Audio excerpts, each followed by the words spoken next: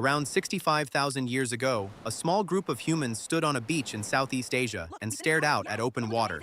Somewhere on the far side, well past the horizon, completely invisible, was an entire continent that no human had ever touched, Australia. And to reach it, they were about to do something no ancestor in millions of years had ever done: cross the open ocean. They had no maps, no metal, no compass, and no sail as we would recognize one. Just the water, the sky, and whatever they could lash together with their own two hands. And somehow, they made it. Those people became the first ocean explorers in the history of the world, setting out across the sea tens of thousands of years before the first pyramid was ever stacked, before farming, before the wheel even existed. It is one of the most staggering and strangely least talked about achievements of our entire species. So how on earth did ancient humans cross the ocean? Let's set sail. To understand why this is so mind-blowing, you first have to understand the water. For most of prehistory, sea levels were far lower than today, because so much of the planet's water was locked up in ice. So much land was exposed that early humans could simply walk from mainland Asia out onto islands like Borneo and Java on dry ground.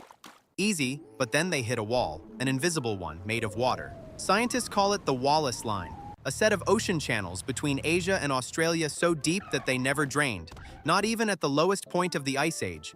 And these channels were such a complete barrier that the animals themselves simply stopped. On the Asian side, you find Asian creatures, monkeys, tigers, elephants. Cross that invisible line, and suddenly it's kangaroos and koalas and marsupials. The wildlife on each side is utterly different, because for millions of years, almost nothing alive could get across that gap. Almost nothing, except us. To island hop all the way from Asia to Australia, humans had to make at least 8 separate open water crossings, and the longest of them was around 90 kilometers, roughly 60 miles, of open sea. You cannot swim that. You cannot wade it. You cannot walk it, no matter how far the ocean drops. The only possible way across is on top of the water, on some kind of boat. And here is the punchline that makes archaeologists' jaws hit the floor. The peopling of Australia, at least 50,000 and quite possibly 65,000 years ago, is the single oldest hard proof we have that human beings could build boats and cross the sea on purpose. Those first Australians weren't just settlers. They were the oldest mariners we know of, anywhere on Earth. Now, the obvious question. Maybe it was just dumb luck. Maybe some poor fisherman got caught in a storm, blown far out to sea, and washed up on an Australian beach by pure accident. Case closed, right? No boats required, no bravery, just one very bad day. It is a fair thought, but the evidence points almost exactly the opposite way. And the reason is beautifully simple. You cannot start an entire population with one lost guy on a log. Think about it. A single castaway who drifts to a brand new land, all alone, just dies there. Full stop. To actually settle a whole continent, you need a group, men and women, and enough of them to have children and keep the line going for generations. And scientists have genuinely run the numbers on this. Computer models of the crossing show that the odds of enough people randomly washing ashore by accident to found a lasting population are vanishingly, laughably small. But a deliberate voyage? A group that picks its moment, waits for the right season, and paddles across with purpose? Those same models show that a planned trip, taking maybe 4 to 7 days on the water, was actually very likely to succeed. And the genetics agree. The DNA of the first Australians points to a founding group of, at the very least, dozens of people, and probably far more, arriving not as one lucky castaway, but as real, organized voyages. In other words, this was never an accident. It was a mission. Someone stood on that beach, looked out at empty water, and made a plan to cross it, quite possibly more than once, ferrying people over in waves. 65,000 years ago, human beings were already launching deliberate expeditions into the total unknown. So what were they actually sailing on? And here is the maddening part. We honestly don't know for sure, because their boats are gone. Wood, bamboo, vines, reed, the kind of things you'd build an ancient raft from. All of it rots away completely in a few thousand years, let alone 60,000. The boats left behind no trace at all.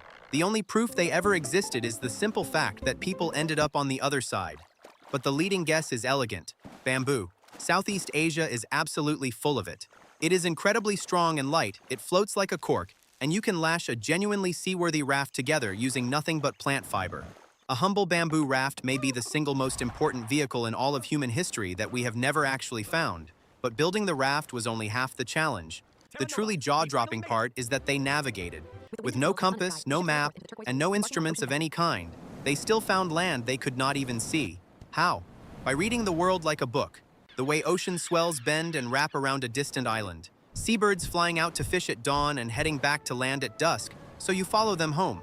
A particular kind of cloud that stacks up over land but never over open water.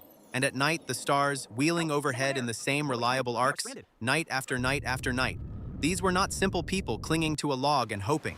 They were skilled sailors and sky readers, carrying a body of knowledge we can barely even reconstruct today, and that same restless drive to look at a flat, empty horizon and ask, what's out there?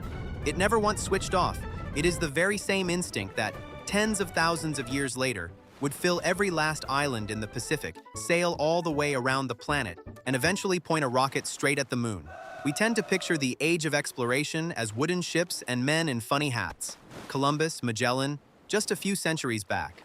But the real first explorers were standing on a beach 65,000 years earlier, shoving a bamboo raft into the surf and paddling straight toward a horizon with absolutely nothing on it, on nothing but nerve and a hunch that something was out there. And they were right. That one crossing is the entire reason a continent filled up with people, and it is the oldest evidence we have of the thing that may define our species more than anything else, the flat refusal to just stay put. So the next time you stand at the edge of the sea and feel that small, strange pull to know what lies beyond it, that feeling is not new, and it is not only yours. It is 65,000 years old. It is the very same pull that got your ancestors up off that beach and onto the water, and it has never, ever let us go. This is Sketchient. Subscribe and stay curious about where we came from.